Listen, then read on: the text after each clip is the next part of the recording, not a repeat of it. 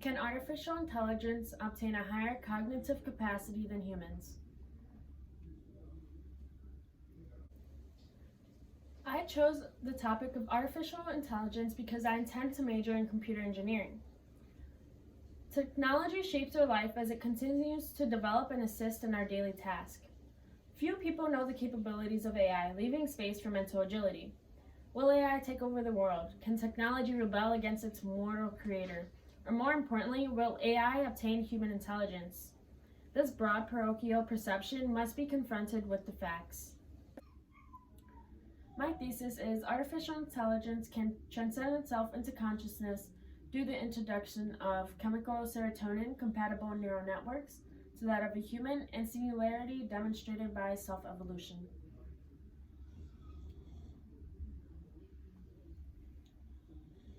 What is artificial intelligence? Artificial intelligence is part of computer science consisting of programs, machines, systems that are intended to demonstrate human intelligence but does not acquire it yet. We'll start off with the history of AI. The subject of computer science was acknowledged in the 1950s, however, the idea was formulated in ancient times by the Greeks, Chinese, and Egyptians. As said by Adrian Mayer, a research scholar in the Department of Classics, Greek poets Homer and Hesiod were some of the first people to introduce the idea of AI about 2,700 years ago. The first known robot Talos was created by Hesiod in about 700 BC. Given the time period, Talos was just a myth. He was invented by Hephaestus, the god of technology, as a gift to King Minos of Crete. His large bronze stature was intended to defend the kingdom against intruders. Talos was seen as indestructible until a sorceress Medea noticed his only weakness being one bolt. Removal of this bolt was the end of Talos. At this point, humans can do the same with technology, whether we disconnect or break it. However, that may not always be the case in the future. The field of AI. Artificial intelligence has been around for thousands of years, yet the field itself was not established until it was coined by John McCarthy in 1955. In 1956, he organized a conference named Artificial Intelligence, held in Hanover, New Hampshire of Dartmouth College. This conference lasted 8 weeks. People like Marvin Minsky, a cognitive scientist from MIT, attended this conference along with other founding fathers, Alan Turing, Herbert A. Simon, and Alan Newell. Presented in this conference was the logic theorist, one of the first applications of artificial intelligence, which was developed by Alan Newell, Cliff Shaw, and Herbert Simon. This program was specifically designed to demonstrate a problem-solving process similar to that of a human. How does AI compare to the human brain? Within the documentary of the 1950s, The Thinking Machine, there is an interview with the MIT professor Jerome Wiesner, at which he discussed the development of AI. On a specific clip, a child's ability to learn the ABCs was compared to computers. As can see in the clips, a child copied the letter W, which was traced by his mother, and the computer identified the letter W as it was written by its programmer. Wiesner suggests that men and computers are similar in a way that we are both programmed either hereditarily or through experience. The human neural network. Analysis of the human brain conducted by scientists ultimately impacted the development of AI. According to a report, Artificial Neural Networks Technology by Anderson and McNeil, neurons are the only cell within the human body that cannot regenerate, giving the ability to remember things. There are 4 parts of this nerve cell: dendrites, which accept inputs; soma, that processes the inputs; axon, which transforms the inputs to outputs; and synapse, the electrochemical contact between neurons that serve as a brain bridge to the outputs.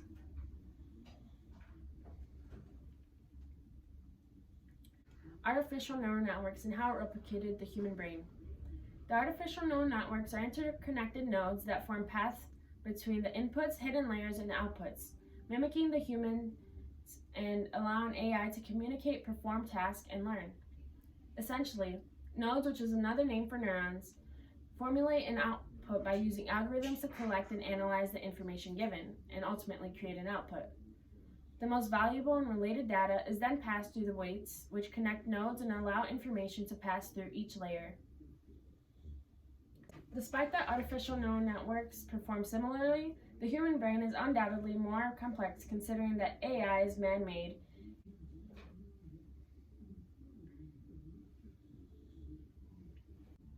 This analysis led to the construction of artificial neurons. The first model of a neuron was proposed in 1943 during the dark ages of AI by a neuroscientist, Warren McCulloch, and a logician, Walter Pitts. There are two parts of this computational model labeled as G and F.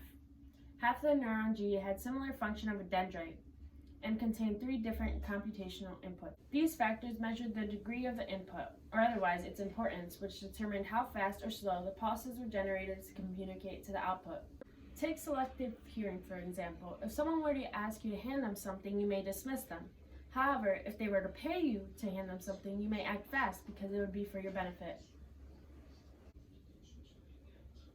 This physical model was made in 1958 in Buffalo, New York.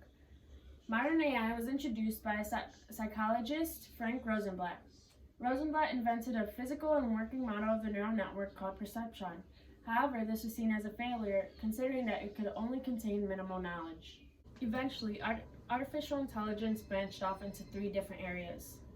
Artificial neural intelligence, or ANI, has limited abilities often set by humans. It performs a single task and is recognized as speech recognition or simple code that is run through an application. Artificial general intelligence is identified as more complex, considering that this is a form of AI that can learn and improve skills.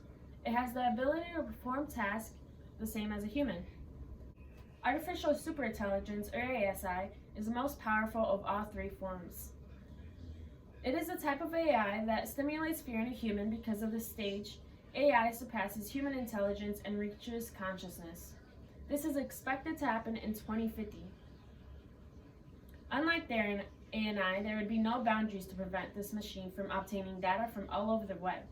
Accessing an abundance of information may even allow AI to amplify emotions, which can very well be based on negativity, bias, and other opinions on social media.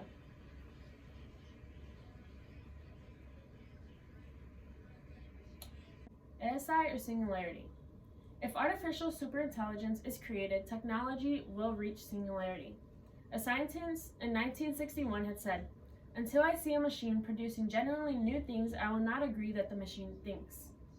Yes, a machine can procure a large range of data, however, it is not proven to be ethical or emotional.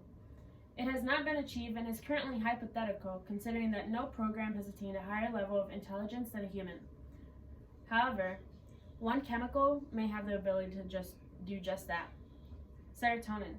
Within a human brain, a chemical serotonin is a neurotransmitter, meaning that it transmits signals from one neuron to another. A serotonin receptor can impact the behavior of a human and contributes to mood and decision making. However, it can also negatively impact it, causing a bad reaction.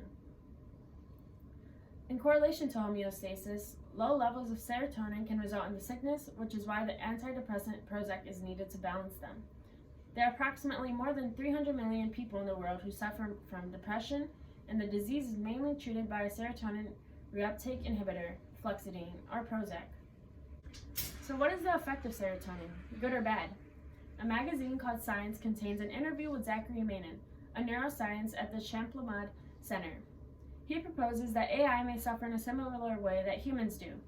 The neuroscientist states that his assumption, if serotonin goes wrong in the humans, the equivalent in a machine could go wrong. He explains the role of serotonin by saying that if the rules of the game were suddenly changed after being learned, the serotonin would light up and send a negative message to the brain rather than a positive. Manin's assumption developed after conducting several experiments at which his team activated serotonin in animals. Researchers first analyzed the behavior before serotonin, in which the animal ran in the field at a straight line. After serotonin is implemented within the animal, it has a direct effect that is demonstrated as the animal starts to slow down and consider the situation. If an artificial version of this chemical is embedded within a machine, it can achieve singularity but at great risk. Along with happiness, there is depression, sadness, and other unfavorable moods. Despite that serotonin may be dangerous, Manin believes that the neurotransmitter can impact AI's learning process. Enabling AI to access emotions, whether it be through serotonin or a different form, can be problematic, so why are companies attempting to do it? Dr. Rob Walker hosted a keynote talk in which he spoke of the possibility for AI to behave morally as well as the controversy of AI. He presented the audience with a question: who would you rather kill? And presented three moral choices. The point of the scenario is to point out that if AI were to have emotions, their decision wouldn't be based on who it favors more or less, but rather being programmed to think, I wouldn't live with myself if I killed this cat or dog. This can be compared to the movie I, Robot of 2004 starring Will Smith. The child in an accident had an 11% chance of survival in comparison to Will Smith's character with a 45%, making him the logical choice. However, as a human, we wouldn't rely on statistics. This supports Dr. Rob Walker's point, being that AI should have four qualities, being explainability, fairness, robustness, and lineage. Why are people against it? There can be other contributions to the next stage of AI, and despite that, some people like Richard Sutton and Zachary Manin support the advancement, others are against it. Elon Musk, a well-known technology entrepreneur, said, "At least when there is an evil dictator, that human is going to die. But for AI, there would be no death. They would live together, and then we would have a mortal dictator that we can never escape. There would be no weakness. Unlike Talos, this version of AI would be completely indestructible." Musk also speaks about DeepMind, which is a startup that was acquired by Google. The goal of DeepMind is to invent digital superintelligence, meaning that the AI would be more intelligent than a human after acquiring unlimited data and learning on its own. Elon Musk compares this application to a potential Trojan horse because it would have access to Google servers, meaning that it can retrieve any form of data and use it for anything.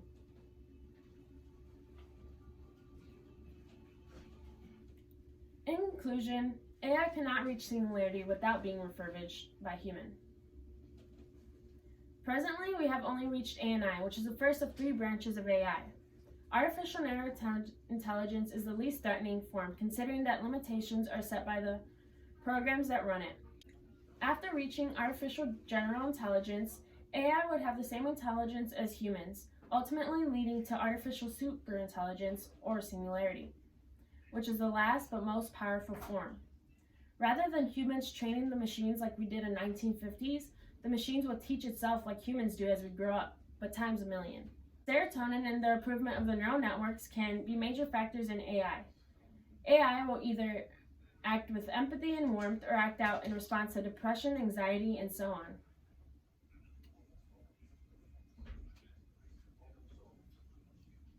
As said by the great Elon Musk, it could be terrible or it could be great. It is not clear, but one thing is for sure, we will not control it. The question that weighs on our mind now is, can we mold AI to have moral limitations?